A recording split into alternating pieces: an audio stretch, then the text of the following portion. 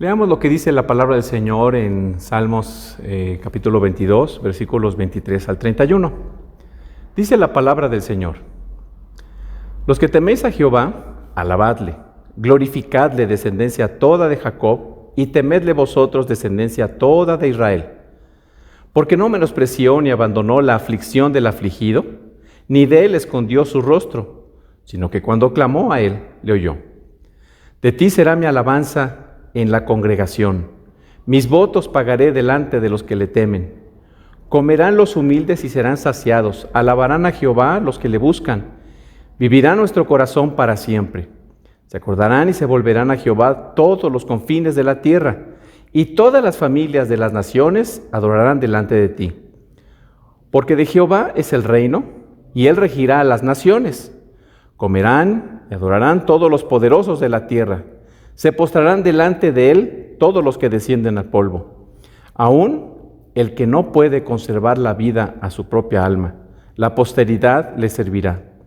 Esto será contado de Jehová hasta la postrera generación. Vendrán y anunciarán su justicia. A pueblo no nacido aún, anunciarán que él hizo esto.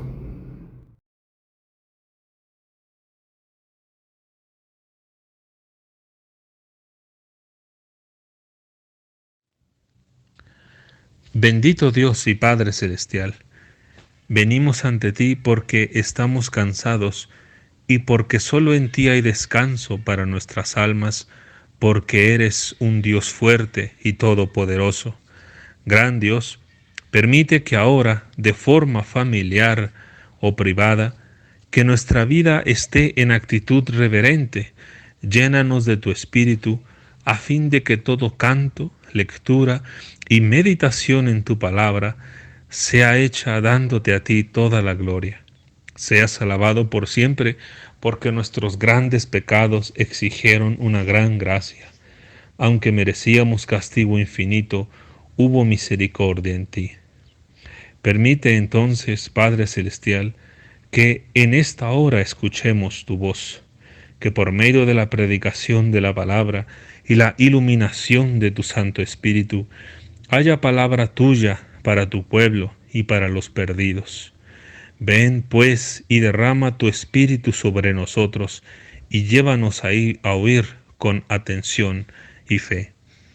Esto oramos a ti, por Cristo Jesús, y para gloria tuya. Amén.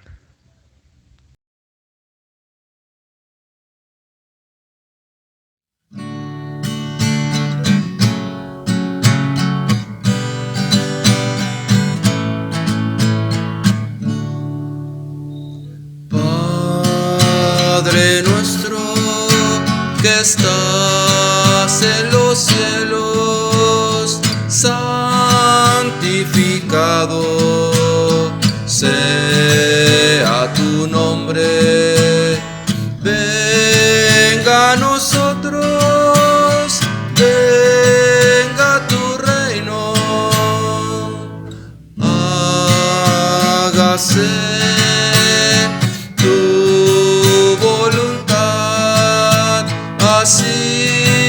en la tierra como en el cielo. El pan danos hoy, nuestro pan de cada día. Perdónanos nuestras deudas, así como nosotros perdonamos a nuestros deudores. Y no nos dejes caer en tentación, mas líbranos del mal. Amén.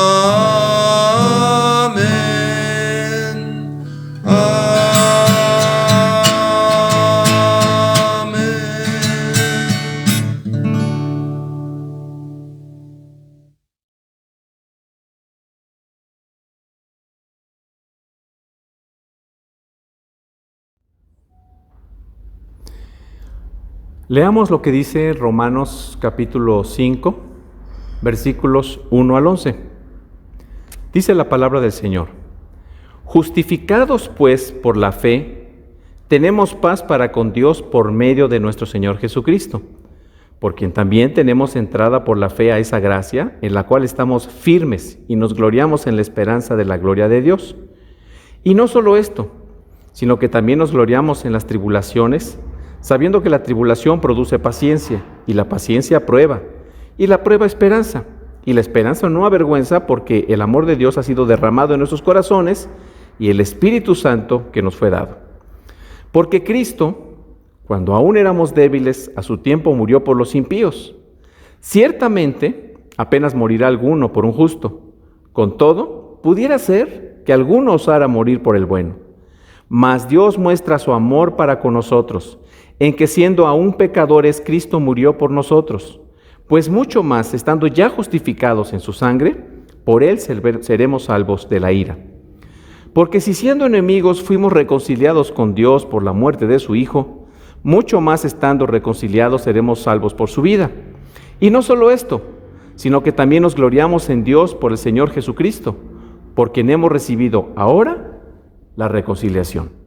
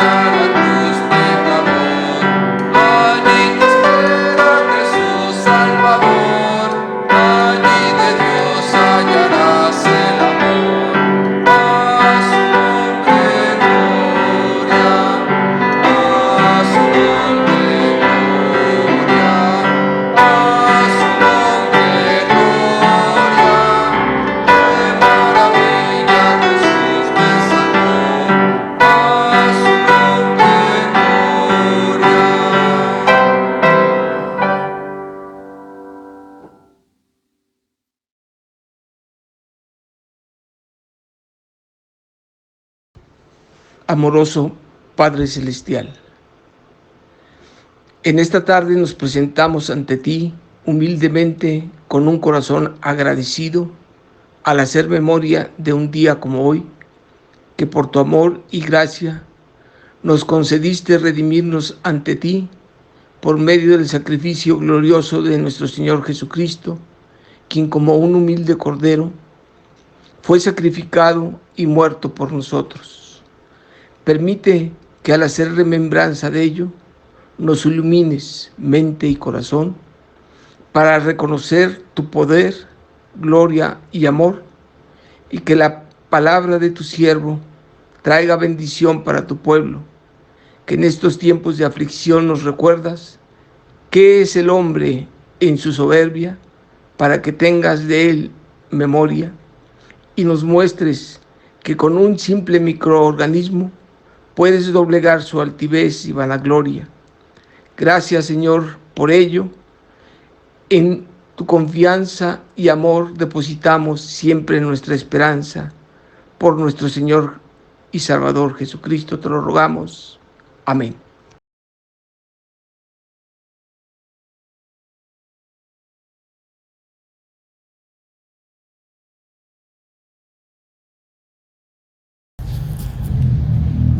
El día de hoy vamos a considerar en esta tarde Romanos capítulo 5, versículos 1 al versículo 11. Y es un pasaje es un pasaje muy teológico, es un pasaje que tiene doctrinas muy importantes para nuestra vida cristiana.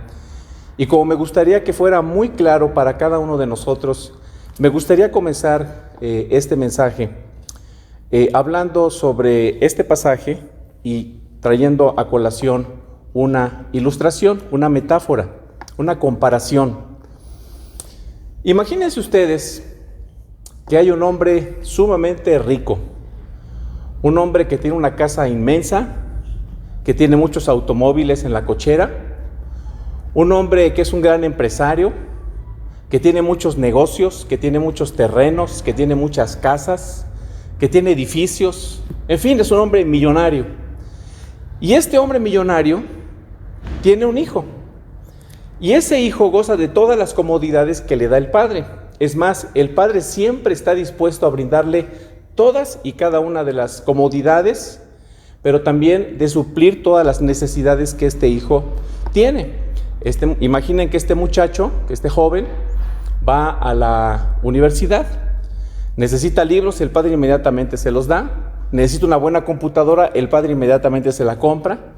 Necesita alimentarse bien para poder desempeñar adecuadamente como estudiante y tiene pues un refrigerador con toda la comida necesaria, con los mejores nutrientes, con proteínas, ¿verdad? Y suplementos alimenticios para que su cerebro pueda funcionar adecuadamente.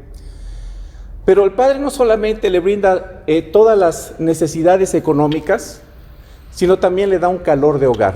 Imaginen ustedes que ese padre ama tanto a su hijo que le dedica tiempo. En las tardes se van a la terraza del jardín y se ponen a tomar café.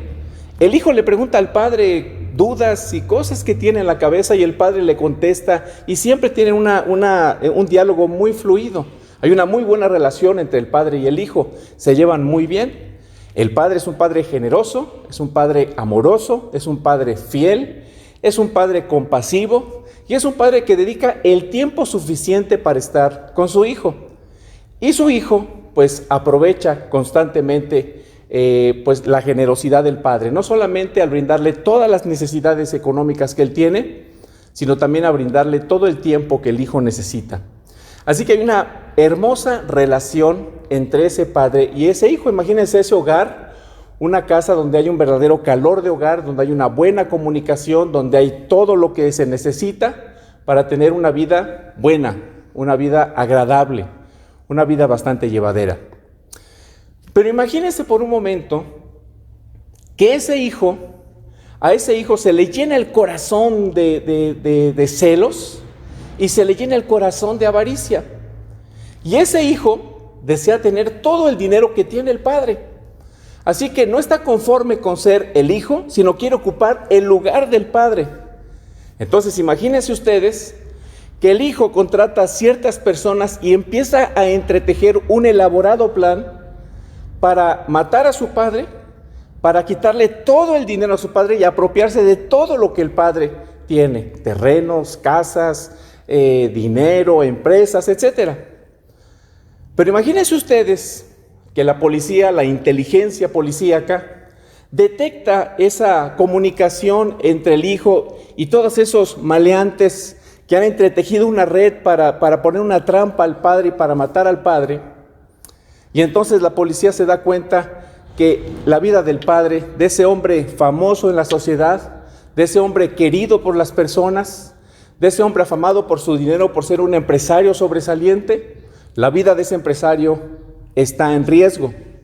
Así que la policía se da cuenta que el hijo es el que está liderando todo ese y entretejiendo todo ese plan para matar al padre. Entonces la policía captura al hijo y lo lleva delante del juez para ser juzgado. El juez tiene que juzgar de acuerdo a la ley vigente. Él no puede juzgar subjetivamente de acuerdo a lo que él cree o de acuerdo a lo que él piensa, porque si no, entonces no sería un juez justo. Pero imagínense ustedes que frente a él no solamente está el hijo, sino una multitud de testigos, personas que están dispuestos para salvar su pellejo, están dispuestas a brindar toda la información necesaria, todos los cómplices están dispuestos a colaborar con la policía para hundir a ese hijo, para tratar de ellos salvarse ellos. Entonces, el juez pondera todos los testimonios que coinciden y concurren en el hecho de que el hijo estaba tramando un plan para matar al padre. Así que el juez, de acuerdo a ese testimonio o a esos testimonios y de acuerdo a todas las pruebas objetivas que él ha podido tener a su alcance, empalmando todas esas pruebas con la ley vigente en esa nación, ley vigente que dice, una ley bastante rigurosa, que cualquier atentado, más bien tentativa de asesinato debe ser castigado no solamente con la cárcel, sino debe ser dictado auto de formal prisión, pero también debe haber una sentencia de muerte para la persona que desea matar a otra persona. Así que el juez, después de recopilar toda la información, empalmando todas las pruebas objetivas con la ley vigente en ese país, toma la determinación, con una absoluta justicia, de dictar sentencia de pena de muerte para el hijo que estaba tramando matar al padre. Los policías toman en la sala de la corte de justicia al preso, al indiciado, pero que ya está sentenciado, se lo llevan a la prisión y esa persona tan solo está en espera de ser puesta en la silla eléctrica, porque debe pagar con la muerte por la tentativa de homicidio en contra de su padre. Debemos tomar en cuenta que el juez fue absolutamente justo al dictar esa sentencia, pero también debemos tener en cuenta que esa persona que está sentenciada a muerte, ese hijo, no es una persona inocente, no es una víctima, es un hombre que merece estar ahí. Es un trato total y absolutamente justo, porque de acuerdo a la ley penal de ese país, de la ley judicial de ese país, lo que hizo ese muchacho se configura como un delito grave. Entonces debe pagar con la vida, debe ser puesto en la silla eléctrica. Así que es una sentencia que se dicta de acuerdo a la ley.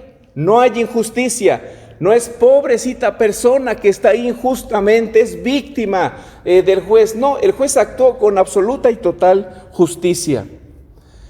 Por otro lado, el padre siente un profundo dolor por su hijo y comienza a hacerse preguntas y a decir, pero ¿cómo es posible que mi hijo haya hecho eso?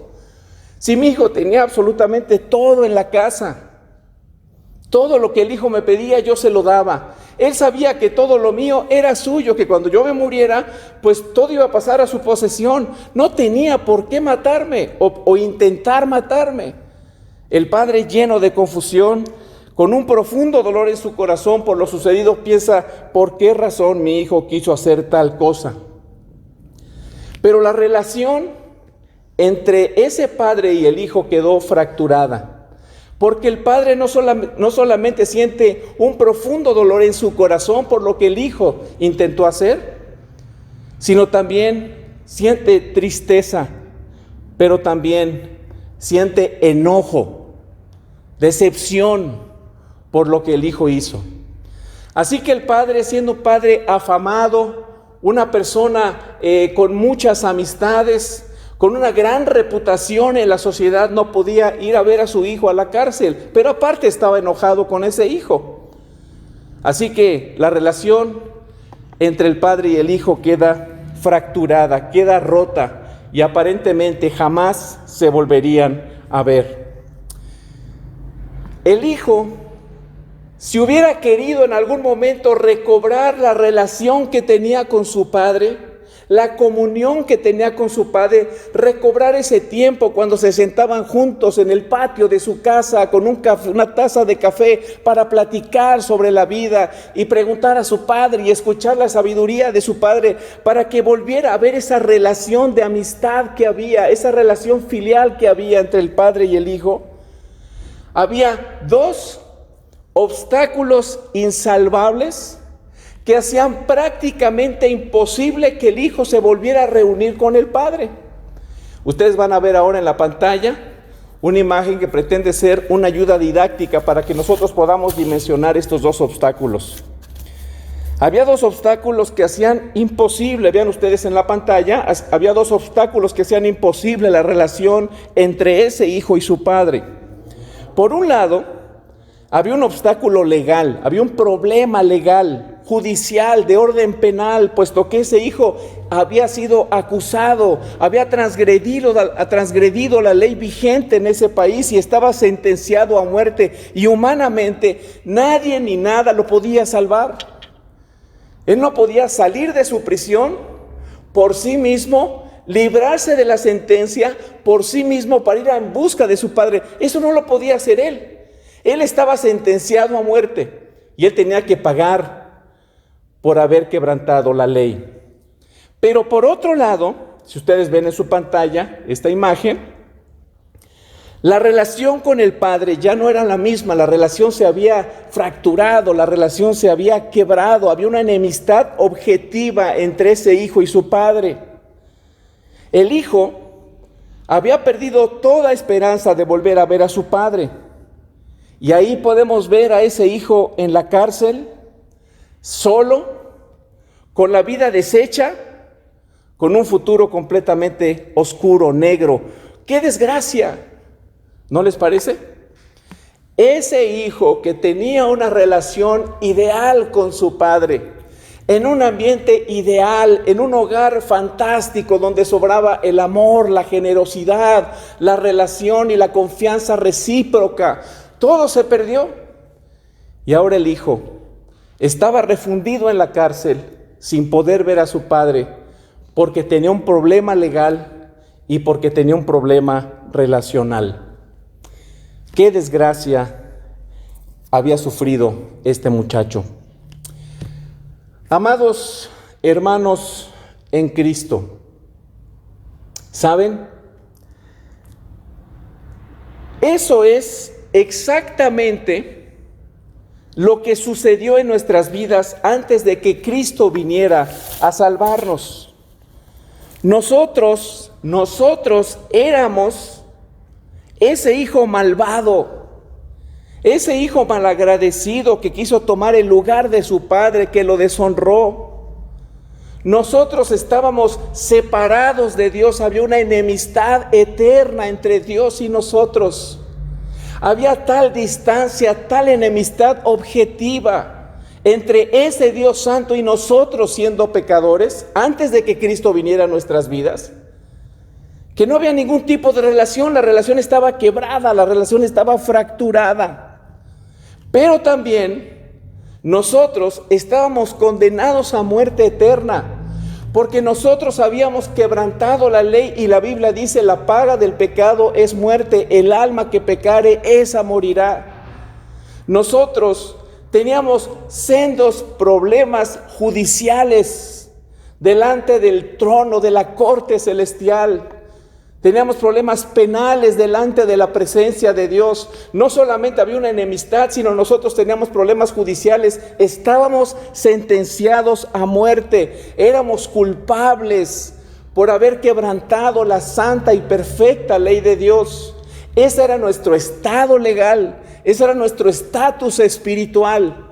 Teníamos problemas legales, eternos. Y ahí estábamos nosotros, impotentes, culpables, confinados, solos, sentenciados a muerte eterna, sin esperanza, dice la Biblia, sin esperanza y sin Dios en el mundo, tan solo esperando la ejecución eterna de nuestra sentencia. Frente a nosotros, entre otros, porque hay otros obstáculos más, o había otros obstáculos más que nos apartaban de Dios, pero entre otros había dos grandes obstáculos que no nos permitían acercarnos a Dios. No podíamos acercarnos a Dios, ni queríamos acercarnos a Dios. El primero de ellos, entonces, era la culpa. Estábamos sentenciados a muerte. No éramos unos pobres inocentes. No era injusta la sentencia. Dios es el juez justo de toda la tierra y nosotros habíamos quebrantado la ley. Ahora bien, es probable que a lo mejor alguno ingenuamente podría decir, no, yo no soy culpable porque yo soy una buena persona. Yo soy una persona religiosa, yo soy una persona que ayudo a los pobres, ayudo a los necesitados, ayudo a las viudas, ayudo a los huérfanos. Yo sí me llevo bien con todos mis vecinos. Yo siempre manejo con mucho cuidado y no tengo problemas de tránsito absolutamente con nadie. Yo no me meto con nadie. No fumo, no tomo, no tengo una mala actitud hacia las demás personas. No bailo, no veo televisión. Es más, ni siquiera celular, teléfono inteligente tengo.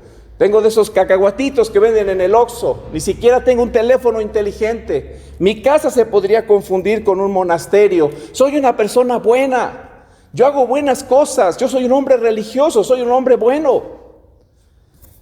Pero vean ustedes lo que dice Santiago, capítulo 2, versículo 10.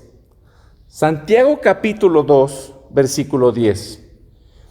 Dice la palabra del Señor, porque el que cumple toda la ley, pero falla en un solo punto, ya es culpable de haberla quebrantado toda.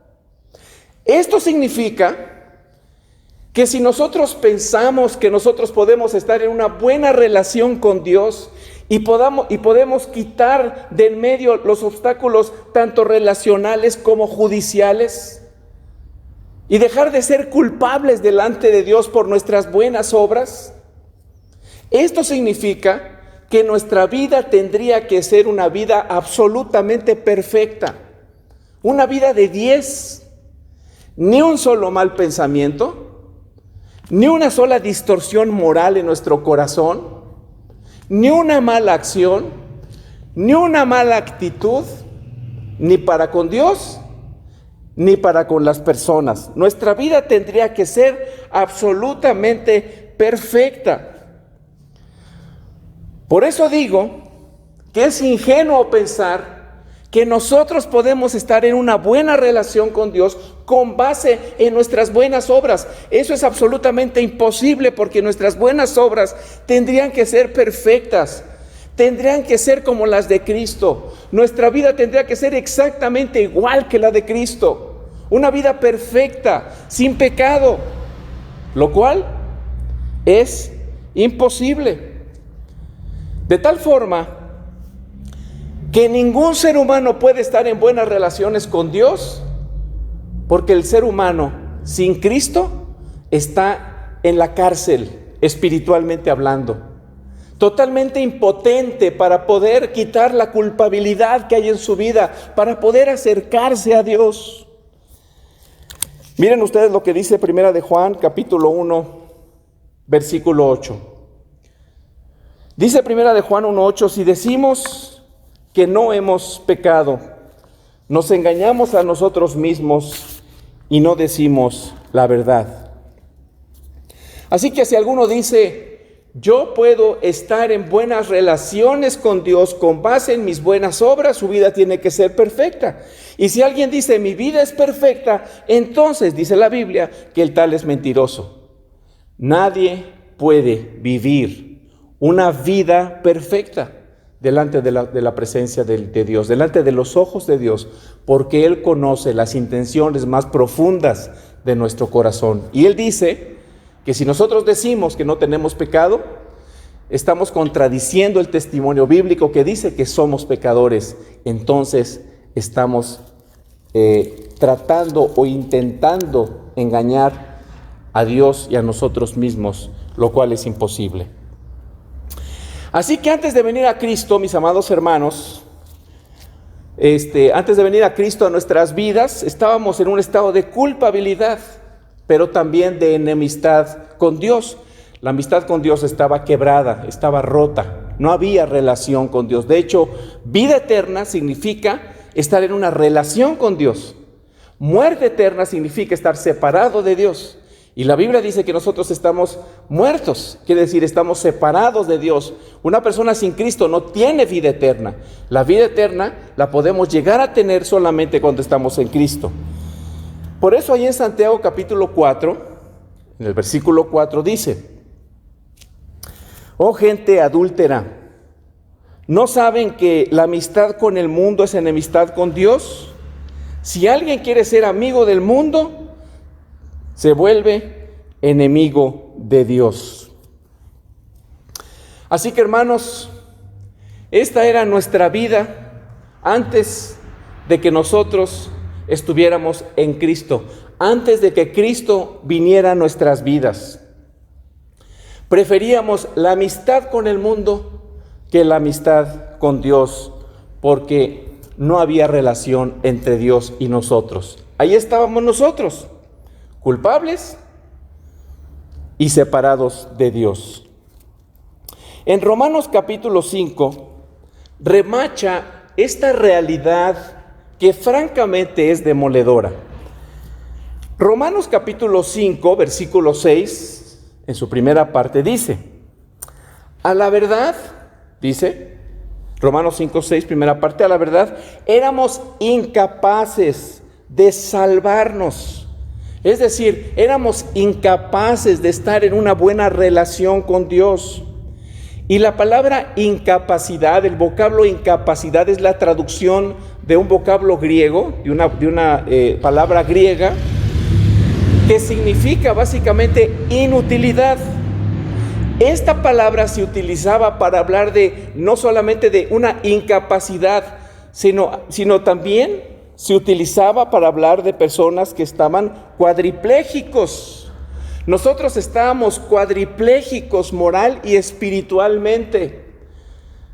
Si hay una persona que se encuentra incapacitada físicamente, que está sentada en su silla de ruedas y que no puede moverse, uno no puede decirle a esa persona: ven, levántate, corre, acompáñame, vamos.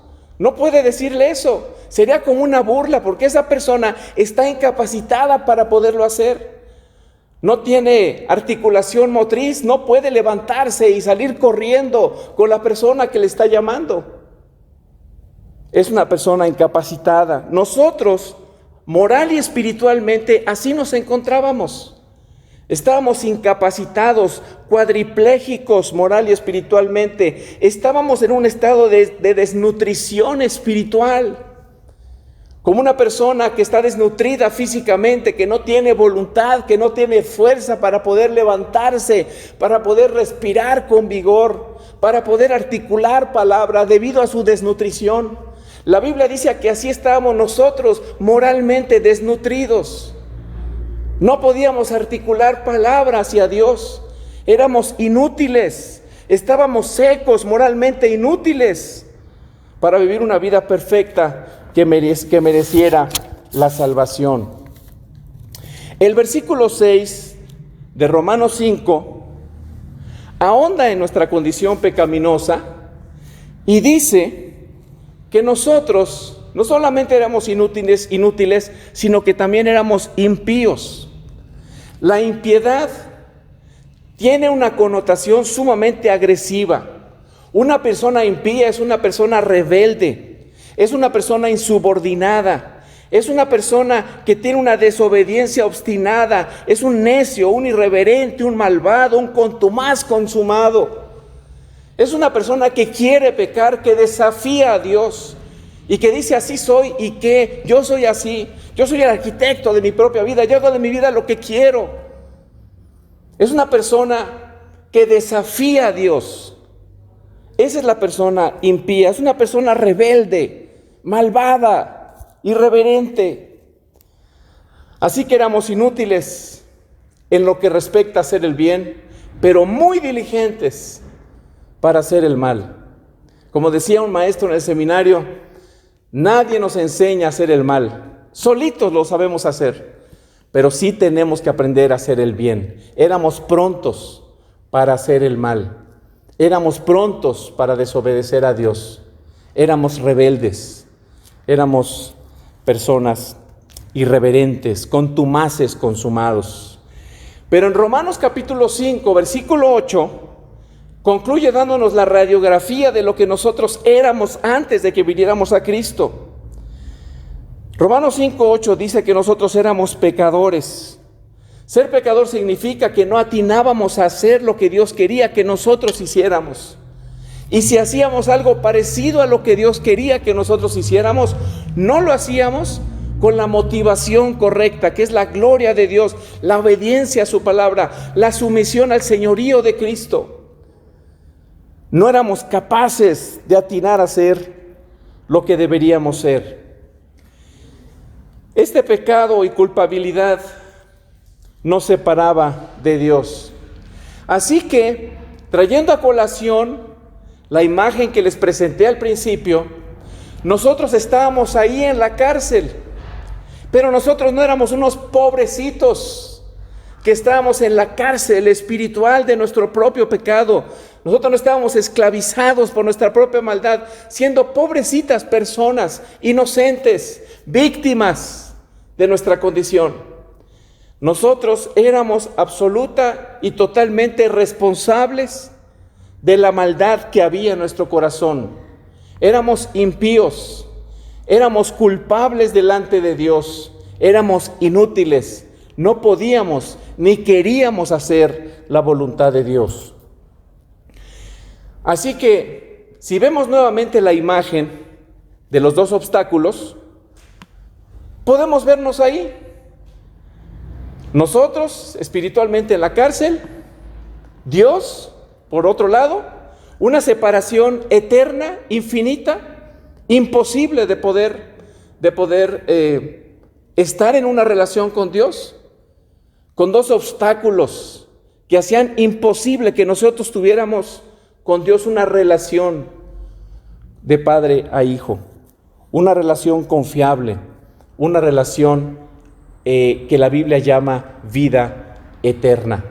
Nosotros no podíamos acercarnos a Dios por nuestra culpabilidad y porque nuestra relación con Dios estaba quebrada. ¿Quién podría derribar los dos grandes obstáculos que nos separaban de Dios? ¿Quién podría reconciliarnos con Dios, quitando la culpabilidad y quitando la enemistad que había entre Dios y nosotros? ¿Quién podía pagar el castigo que nosotros merecíamos? Nosotros estábamos ahí esperando la muerte eterna. En nuestra vida no había esperanza, no podíamos por nosotros mismos correr hacia Dios, abrazar a Dios, ni tampoco queríamos. Estábamos completamente perdidos, sin Cristo, sin esperanza, no éramos parte del pueblo de Dios, muertos en nuestros pecados, insensibles hacia las cosas de Dios. Pero hermanos, he aquí las buenas noticias del Evangelio. El Evangelio cambia por completo toda nuestra vida. El Evangelio trae buenas noticias para nosotros. Y eso quiere decir Evangelio, las buenas nuevas, las buenas noticias. Cristo vino a nuestras vidas. Cuando nosotros estábamos perdidos, sin esperanza, condenados a muerte, siendo enemigos de Dios, Cristo vino a nuestro rescate para hacer lo que nosotros mismos no podríamos hacer por nosotros mismos, para nosotros mismos. No solamente no podíamos hacer por nosotros mismos lo que debíamos hacer, sino tampoco podíamos cambiar la actitud de Dios, que era de un santo enojo hacia nosotros. Su ira era sobre nosotros.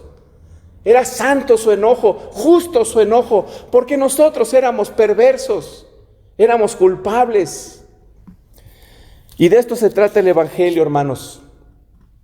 no de lo que nosotros podamos hacer para salvarnos, sino lo que Dios hizo en Cristo para salvarnos a nosotros. Y es importante notar que la parte ofendida era Dios y la parte ofensora éramos nosotros. Normalmente la parte ofensora tiene que acercarse a la parte ofendida para pedir perdón, para restaurar la relación, pero esto no podía ser a menos que la parte ofendida llegara a salvar y a perdonar a la parte ofensora. Esto fue lo que hizo Dios en Cristo. Por eso, si ustedes ven ahí en Romanos capítulo 5, en el versículo 1 dice: justificados pues por la fe, tenemos paz para con Dios por medio de nuestro Señor Jesucristo. Ahora en Cristo estamos en paz con Dios. Justificar es una sentencia legal, es una sentencia judicial, es una sentencia penal de absolución en favor de la persona que no merece ser perdonada. Esa es la connotación bíblico-teológica de la palabra justificación. Es una sentencia judicial que Dios hace en nuestro favor. Ahora nosotros en Cristo somos inocentes, somos contados como inocentes judicialmente. El versículo 1 dice que nosotros ahora ya somos justificados, ya podemos estar en una relación personal con Dios con base en lo que Cristo hizo a favor de nosotros. Por eso la sentencia judicial de inocencia a nuestro favor, que éramos culpables y que estábamos ahí en la cárcel esperando tan solo, ya sentenciados, esperando tan solo la muerte eterna. Ahora en el versículo 1 no dice que nosotros hayamos hecho algo para merecer esa sentencia favorable. No dice: miren, como ustedes no fuman, no bailan, no se portan mal, van a la iglesia, son buenas personas, ayudan a los pobres, a los necesitados. Entonces, con base en todas las cosas buenas que ustedes han hecho, los voy a justificar. Son justificados por medio de sus buenas acciones. Los felicito. ¡Qué bueno! Se lo merecen. Son buenas personas. ¿No, verdad? No dice así en el versículo 1. Todo lo hizo Cristo. Amados hermanos, esta es la médula central del Evangelio. Esto es lo que nos distingue absolutamente de todas las demás formas de fe. En todas las demás formas de fe, las personas tienen que hacer algo siempre para ganar el favor de Dios. Pero en el cristianismo, nosotros reconocemos que no es por lo que nosotros hagamos que somos reconciliados con Dios, sino por lo que Dios ha hecho en Cristo a favor de nosotros. Esta es la médula del Evangelio, la gracia de Dios en Cristo. Por gracia somos salvados por medio de la fe, y esto no es de nosotros, dice la Biblia. Esto es un regalo de Dios. Es un regalo generoso que el Padre nos da. Nosotros estábamos en un estado de culpabilidad de manera absolutamente justa. Pero el Señor en su gracia envía a su Hijo para que Él pague por nuestros pecados, para que nosotros podamos alcanzar libertad.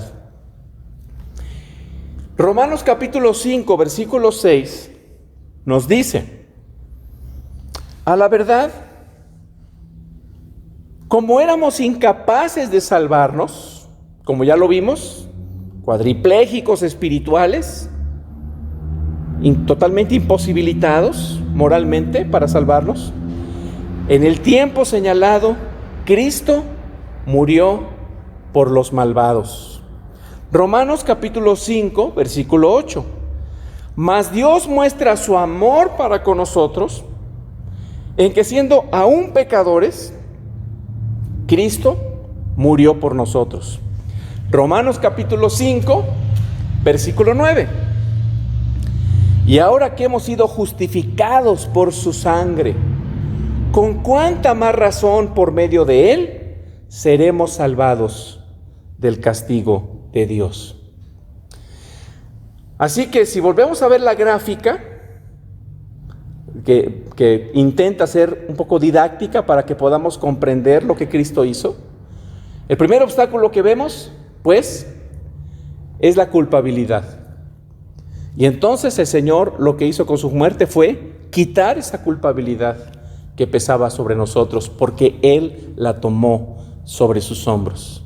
Él murió por los culpables, siendo inocente y sin mancha, como un cordero, dice la palabra del Señor, como un cordero sin mancha ni contaminación. Pero no solo eso, el Señor también quitó otro obstáculo, el obstáculo de la enemistad. Romanos capítulo 5, versículo 10 dice, fíjense, dice, porque si cuando éramos enemigos de Dios, si yo le hago una pregunta de observación en la primera parte de este versículo y le pregunto, ¿qué éramos? La Biblia dice, porque si cuando éramos enemigos, esta es la respuesta, éramos enemigos, no había amistad entre Dios y nosotros. Pero dice que cuando éramos enemigos, fuimos reconciliados con Él. ¿Cómo? Mediante la muerte de su Hijo. ¿Con cuánta más razón, habiendo sido reconciliados, seremos salvados por su vida? No dice que nosotros hicimos algo para reconciliarnos con Dios, o que nosotros nos reconciliamos con Dios. Dice la palabra de Dios en este versículo que fuimos reconciliados con Dios. No fue una acción que nosotros realizamos primariamente, sino fue Dios, la parte ofendida, quien tomó cartas en el asunto, quien se reconcilió consigo mismo en Cristo para posteriormente regalarnos la reconciliación y que nosotros pudiéramos estar en una buena relación con el Padre. La reconciliación es un regalo de Dios. Él lo hizo posible con base en la muerte de nuestro Señor Jesucristo. Romanos capítulo 5, versículo 11 dice, y no solo esto, sino que también nos regocijamos en Dios por nuestro Señor Jesucristo, pues gracias a Él, fíjense, ya hemos recibido la reconciliación. Qué interesante en los términos en los que se nos habla de la reconciliación. Ya hemos recibido en Cristo esa gracia de la reconciliación. No es algo que ganamos, es algo que recibimos. Déjenme explicarlo de esta manera, retomando la ilustración del principio aplicada a nosotros. Nosotros, dice la Biblia, estábamos en una celda. Éramos esclavos de nuestro propio pecado y estábamos confinados a la muerte eterna. Tan solo estábamos esperando esta muerte. Pero Dios el Padre manda a su Hijo, siendo libre, sin mancha, sin defecto, sin pecado, santo, perfecto. El Padre manda a su Hijo para tomar nuestro lugar en la cárcel. Entonces el Hijo llega a las instalaciones de la cárcel, hablando metafóricamente, y lo reciben unos celadores.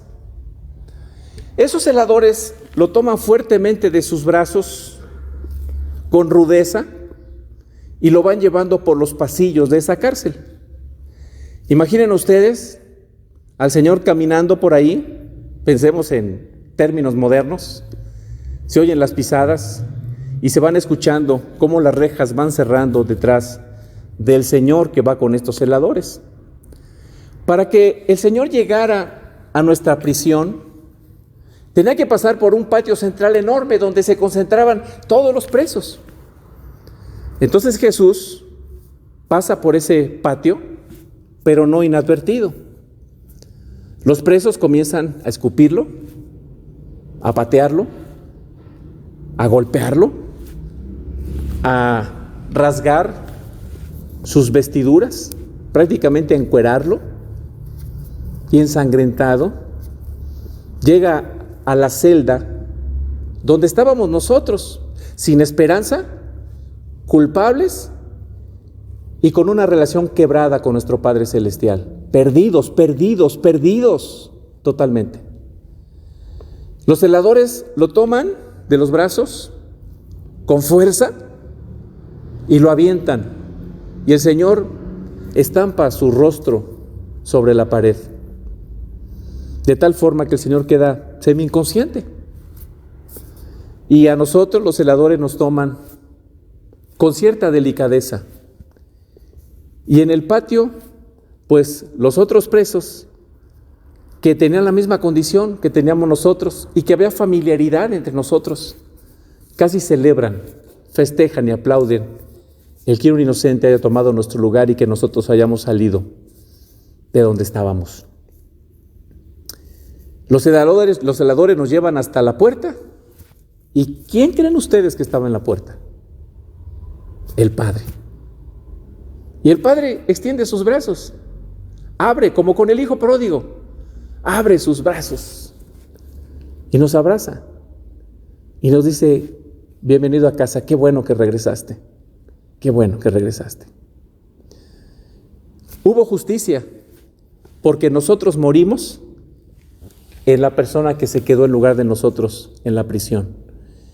Y entonces, hablando metafóricamente, el Hijo es llevado a la silla eléctrica y es electrocutado, tomando el lugar que nos correspondía a nosotros. Nosotros regresamos a la casa del Padre. Eso se llama en la Biblia tener vida eterna. Entonces, ustedes van a ver ahorita una gráfica en la que milagrosamente ya no hay obstáculos. Hay un camino recto con flechas que indican: ahí está el Padre Celestial. Así que nosotros, gozosos, habiendo reconocido lo que Cristo hizo por nosotros, Cristo vino a experimentar el infierno intensivamente por nosotros en la cruz del Calvario. Nosotros íbamos a morir extensivamente, eternamente, por toda la eternidad, separados de Dios. Pero Cristo intensivamente probó, experimentó los terrores del infierno por nosotros. Y en Cristo podemos acercarnos al Padre confiadamente y el Padre nos abraza y podemos volver a tener esa relación de amistad que teníamos antes en nuestro padre Adán. El padre Adán perdió la posibilidad de estar en el paraíso con el Padre Celestial, en el huerto del Edén, disfrutando de la presencia del Padre. Y en Él nosotros habíamos perdido también esa posibilidad. Pero ahora en Cristo estamos nuevamente en una relación con el Padre. Podríamos decir, con gozo, con un gozo eterno, con un gozo fantástico, maravilloso, podríamos decir: estamos de regreso en casa. Y estando con el Señor, hermanos, no nos falta absolutamente nada. Si tenemos a Dios, lo tenemos todo. En un momento dado podríamos perder hasta la vida, pero si tenemos a Dios, Él guarda nuestras vidas de tal forma que esa relación jamás se va a romper. En Cristo ya no somos culpables porque Él tomó nuestra culpabilidad. Él murió por nosotros. Ahora hemos sido justificados por la fe en Cristo. Y esa fe no es una obra, es simplemente el reconocimiento de lo que el Señor hizo por nosotros. Pero en Cristo también hemos sido reconciliados por el Padre. Como dice la Biblia en Romanos, hemos recibido la reconciliación con base en el sacrificio de nuestro Señor Jesucristo mediante la fe. La justicia se cumplió porque alguien tomó nuestro lugar, pero a la vez el Padre expresó su gracia al perdonar todas nuestras maldades. Ahora somos perdonados. Hemos sido reconciliados con el Padre Celestial. Y por eso le damos solamente a Él la gloria. Porque Él ganó para nosotros lo que nosotros jamás hubiéramos podido haber ganado. Somos más que vencedores, somos victoriosos, somos bienaventurados, felices, porque le tenemos a Él como nuestra más grande posesión. Y a Él sea la gloria. Vamos a orar. Señor, te damos gracias porque eres bueno, porque eres misericordioso. Gracias porque en Cristo has hecho posible que nosotros estemos ahora en una relación eterna contigo, Señor. Gracias porque en Cristo es posible que ahora nosotros, Padre, hayamos sido reconciliados. Tú con nosotros y consecuentemente nosotros contigo. Gracias, Señor, porque esa culpabilidad fue cargada sobre los hombros de Jesús y ahora nosotros hemos sido justificados y somos inocentes delante de la ley tuya, Señor. Gracias, Padre, por tanta misericordia y tanta gracia para con nosotros. Este día recordamos el sacrificio maravilloso de nuestro Señor Jesucristo y sus efectos en nuestras vidas. Ahora somos libres para amarte, para glorificarte, para servirte. A ti la gloria, hoy y siempre, en Cristo Jesús. Amén y amén.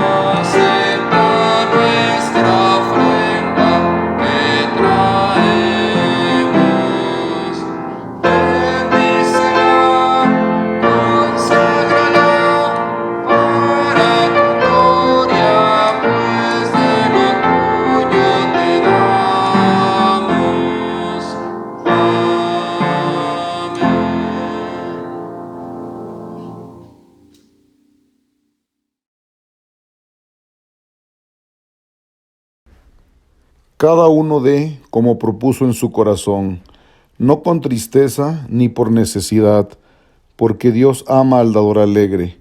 2 Corintios 9:7. Nuestro Dios y Señor, te alabamos porque somos inmerecido objeto de tu gracia y misericordia. Y oramos por estas ofrendas para que las bendigas y las santifiques y sean usadas para tu honra y para tu gloria.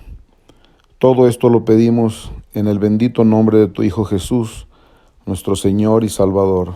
Amén.